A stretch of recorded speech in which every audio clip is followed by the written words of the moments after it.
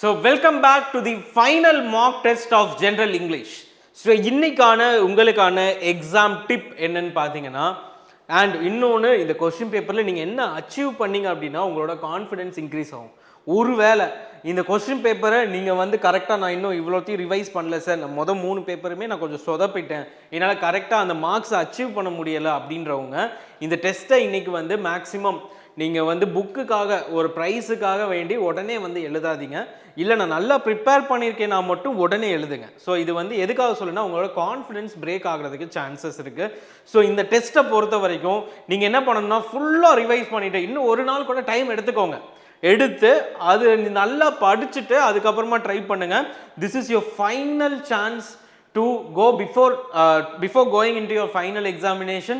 So அதனால இதில் எவ்வளோக்கு எவ்வளோ மார்க்ஸ் உங்களால் ஸ்கோர் பண்ண முடியும், எவ்வளோக்கு எவ்வளோ ரிவைஸ் பண்ண முடியும், எவ்வளோக்கு எவ்வளோ மெமரைஸ் பண்ண முடியுமோ அது எல்லாத்தையும் முடிச்சுட்டு தான் இதை நீங்கள் அட்டென்ட் பண்ணணும். This is my request from my side to all my students.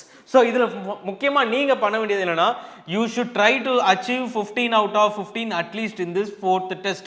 If you achieve this, you will be very confident for your final examination that we won't lose a single mark from this exam, from the exam in this section of literary works. Second thing, reading comprehension. So reading comprehension நீங்கள் attend பண்ணும்போது இந்நேரம் நீங்கள் 3 test attend பண்ணியிருக்கீங்க. எல்லாத்துலையும் reading comprehension same amount of questions தான் இருக்குது. So இப்போ இதில் நீங்கள் எவ்வளோ டைம் எடுக்கிறீங்கன்றது தான் உங்களுக்கான பெரிய விஷயம். இதில் வந்து நல்லா ரீட் பண்ண டக்குன்னு என்னால் ஆன்சர் பண்ண முடியுது. That is what I need from you in this 4th mark test.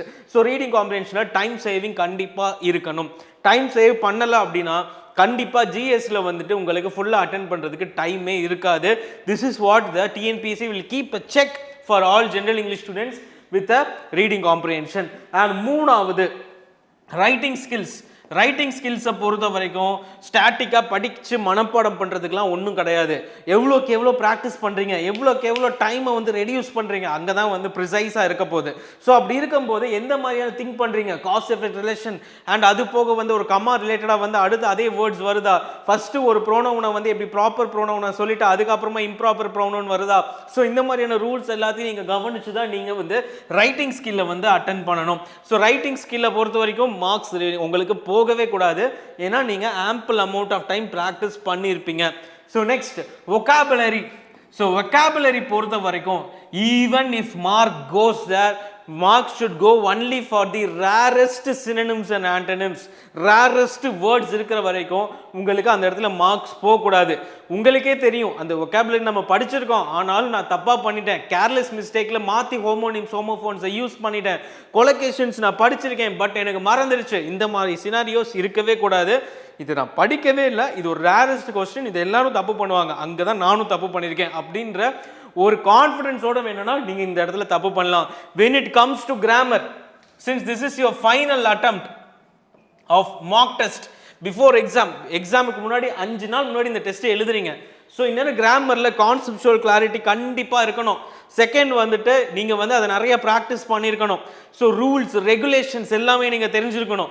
So அப்படி இருக்கும்போது நீங்கள் மோஸ்ட் ஆஃப் த டைம் உங்கள் ப்ரிப்பரேஷனில் கொடுத்துருக்கக்கூடிய பார்ட் கிராமராக தான் இருக்கும். ஸோ அப்படி இருக்கும்போது not even a single mark should be left out. Not even a single mark should be left out. And முக்கியமாக இந்நேரம் இந்த கொஸ்டின் பேப்பர் நீங்கள் எழுதும்போது டைம் மேனேஜ்மெண்ட் பக்காவாக இருக்கணும். டைம் மேனேஜ்மெண்ட் பக்காவாக இருக்கணும். நீங்கள் இந்த டைம் மேனேஜ்மெண்ட்டை எப்படி நீங்கள் வந்து ஃபேஸ் பண்ணணும்னு பார்த்தீங்கன்னா, எவ்வளோ நேரம் சார் இந்த டெஸ்ட்டை எழுதலாம் அப்படின்னு கேட்டிங்கன்னா மொத்தம் 3 hours. ஸோ அந்த 3 hours நீங்கள் கொடுக்க வேண்டிய டைம் எவ்வளோ இருக்கணும்னு பார்த்தீங்கன்னா, என்னையை பொறுத்த வரைக்கும் ஒரு இங்கிலீஷ் கொஸ்டின் பேப்பருக்கு 1 hour to 1 hour 15 minutes நீங்கள் கொடுக்கலாம். 1 hour to 1 hour 15 minutes. இந்த 15 மினிட்ஸும் நான் எதுக்காக கொடுக்குறேன்னு பார்த்தீங்கன்னா, ரீடிங் காம்ப்ரிஹென்ஷன் ரைட்டிங் ஸ்கில்ஸில் இருக்கக்கூடிய ஜம்பிள் சென்டென்சஸ் அதை கரெக்டாக வாசித்து அட்லீஸ்ட் இன்னொரு ரீடிங் கொடுத்து அதை வந்து எந்த மிஸ்டேக்கும் இல்லாமல் நீங்கள் அட்டென்ட் பண்ணுறதுக்கு தான் 1 hour 15. ஸோ ரிமைனிங் இருக்கக்கூடிய 15 minutes வந்து நீங்கள் என்ன பண்ணலாம், எக்ஸ்ட்ரா ஒரு 15 minutes தான் 1.5 மணி நேரம். ஸோ அந்த இதில் வந்து ஒரு 10 இது நீங்கள் மேக்ஸில் பண்ணுறீங்க, இன்னொரு ½ an hour எடுத்து கம்ப்ளீட் பண்ணுறீங்க, அதுக்கப்புறம் 1 hour நீங்கள் ஜிஎஸ் கம்ப்ளீட் பண்ணுறீங்க, அது உங்களோட strategy. But when it comes to English, the total 100 questions should be completed within this time. So இதுக்கு நீங்க உங்களால அச்சீவ் பண்ண முடியுதான்றதை இன்னைக்கு செக் பண்ணுங்க. And today's question papers answer key will also be available at 7:30 pm at the description. So அதை நீங்க check பண்ணிட்டு உங்க மார்க்ஸை சப்மிட் பண்ணுங்க. I hope this question paper will be a great helpful for your preparation and building your confidence. So all the very best students for your final examination on September 28th, and I'll also give my answer key discussion after the final examination. So stay tuned for answer key discussions that will be very much helpful for you. So all the very best. Thank you. See you in another video. Thank you.